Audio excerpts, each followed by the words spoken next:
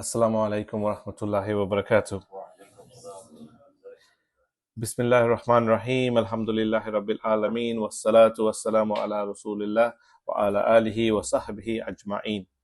We praise Allah subhanahu wa ta'ala and we send blessings and salutations to our beloved Prophet Muhammad sallallahu alayhi wasallam and his family and the Sahaba radiyallahu an.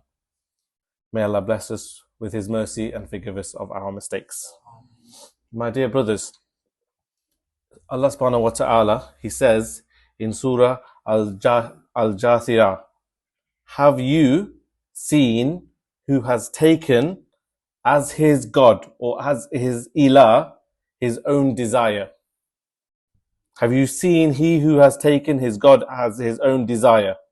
And Allah has sent him astray due to knowledge and has set a seal upon his hearing and his heart and put over his vision a veil. So who will guide him after Allah? Then will you not be reminded? Allah subhanahu wa ta'ala is telling us about those people who have made their own desires their God. Their own desires their God. In other words, they've also decided how to live their lives purely based on their own minds. And this is what the whole world that we live in today in terms of kind of governments and rules and regulations and everything we see is actually built on this today. We might not appreciate it sometimes, and sometimes when we read the Quran and we read the Seerah and we read about Islam, we hear a lot about idols. And we sometimes think there's only certain people worshipping idols today. But actually there's a lot of people that worship idols today. And that's because the whole system and everything around us is based on idols. And the difference is today the idols are not like physical idols. Today the idols are people who, they base all of their lives on their whims and desires. In other words, their desires are their idols. And I want to try and paint a picture for you. Yeah. To make this come to life a little bit. Imagine you've all seen, maybe you've even done it, when you have a deck of cards and you start at the bottom and you put the deck of cards like this, and then you put a row, and then you put another deck of cards and you put a row, another deck of cards. It's like makes a little pyramid. Yeah? What we are seeing today is that bottom deck of cards is like what this society is built on. They built it on their freedoms. They built it on the fact that you can do whatever you want. You can, whether it's a man and a man, a woman and a woman, whether it is, owning anything, whether it is doing whatever you want in your homes, all of the things is the freedoms. This is what everything is built on. And then on top of these values on top of them, they try to put certain systems. Whether that be the UN, whether that be the Geneva Conventions, whether that be the ICJ, whether that be some of their other values, like they talk about racism. They want to eradicate racism. They talk about equality. They want everybody to have the same equal. They talked about women's rights. They talked about saving the children. They talked about removing poverty. These are all things they built on this deck of cards. And you carry on to the top. They talk about morals and values and advancement, and they continue to build. But in these last 6 months, what has happened? In 6 months, or in 7 months now, but even before that, in the first few months we saw it, all of these deck of cards collapsed. Everything collapsed. And everybody is aware of it today. And particularly I mention it today because you will all be looking at the news and the media and what is happening in the world, especially in America. What is happening? Have you seen the student protests? Have you seen how many people are out protesting against their own governments? Why? Because their deck of cards has collapsed. Their value system has collapsed. And what is happening over there is the very first sign of discontent, bring out the armies. bring out the military, bring out the police force, beat people, even though so-called peaceful protests are allowed. What happened to their protesting and their peaceful protests? What happened to their people allowing them to have their own values and be able to have freedom of speech, freedom of expression? What happened to these values? If anything like this happened in any of our lands, in any of the Muslim lands, when I refer to our lands, any of the Muslim countries, if you saw that there were people protesting and the government came, be it Bangladesh, Pakistan, Afghanistan, wherever, the first people you would see criticizing the Muslim countries would be these countries. They would be saying, oh, look how backwards they are. They don't let their people protest. Look how backwards they are. They, their values, their people hate their governments. Look how backwards they are. Look at how authoritarian they are. Look at their dictators. The dictators they put in charge of our countries. That's the first thing they will say. What's happening now? The first sign of anything where the people don't agree with the government, bring out the military, bring out the forces, stop them, prevent them from speaking. Why are people coming out? Because they've had enough. This genocide that is happening to our brothers and sisters, to human beings in Gaza and in the West Bank as well. The people on the ground, certainly the young generations. Ask yourself, why is it the youngsters? Why is it the people going to college? Remember, that is happening now in the UK as well. Even some of the major universities in the UK, there are student protests. There are these encampments where students are getting together and saying, we're going to stay here until something happens.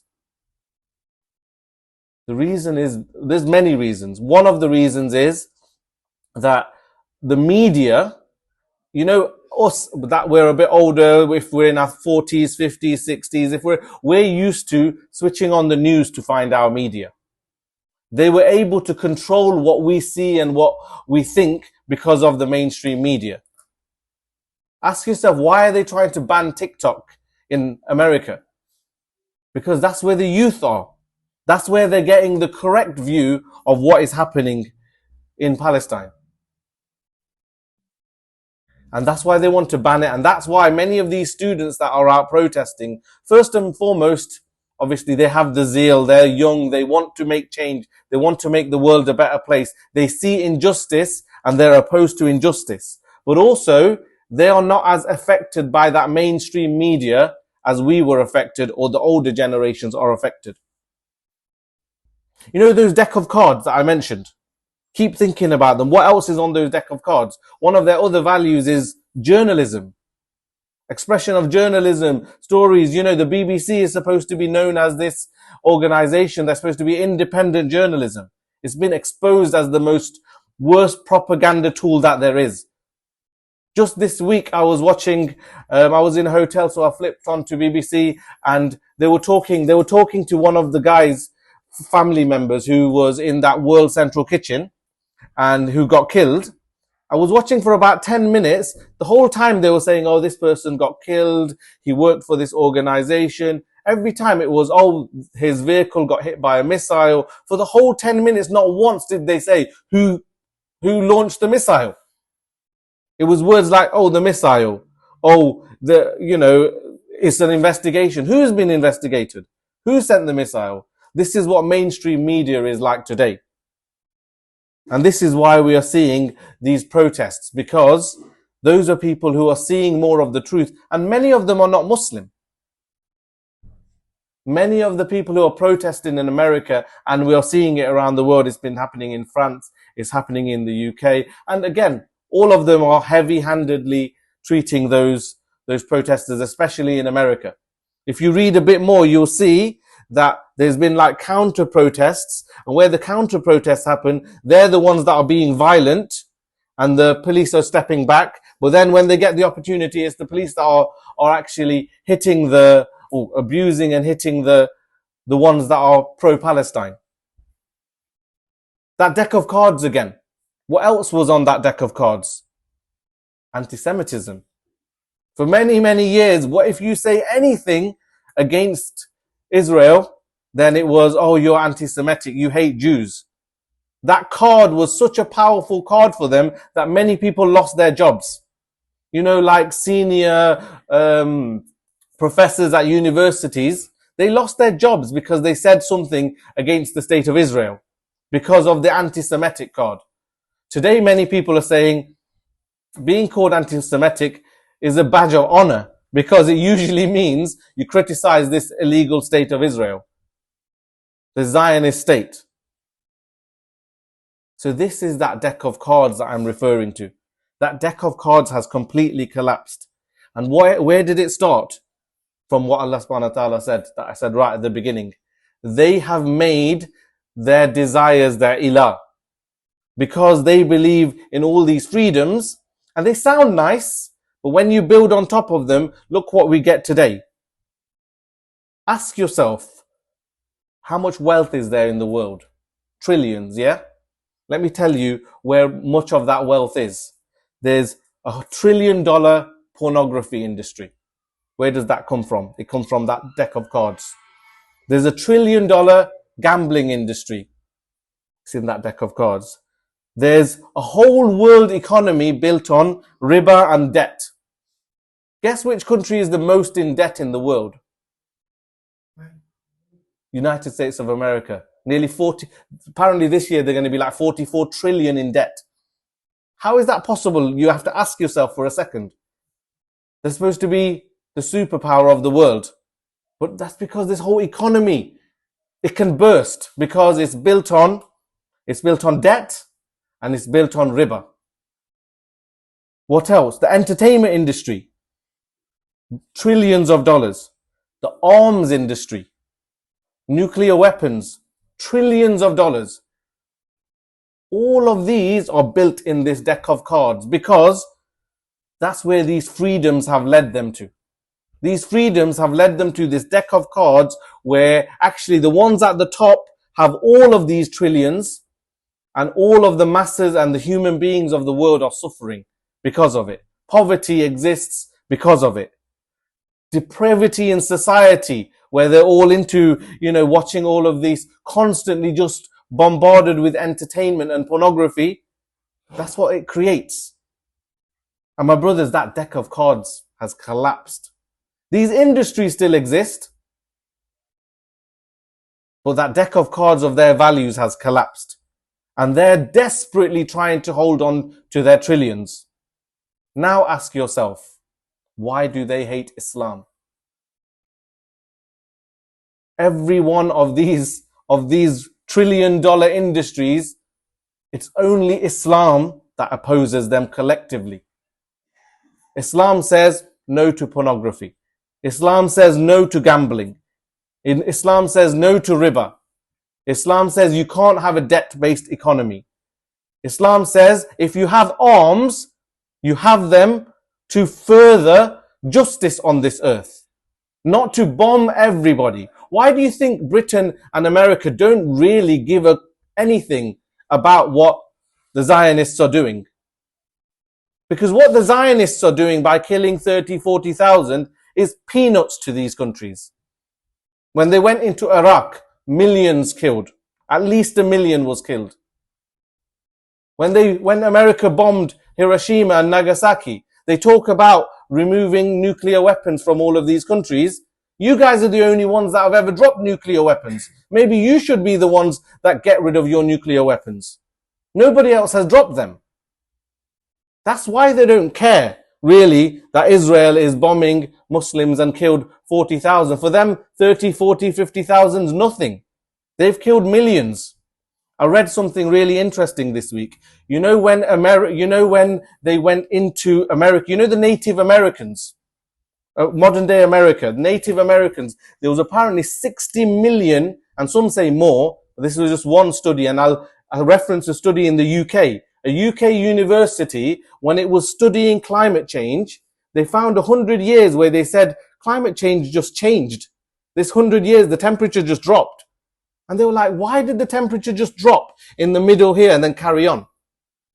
It doesn't make sense. They couldn't work it out. They investigated. Do you know why?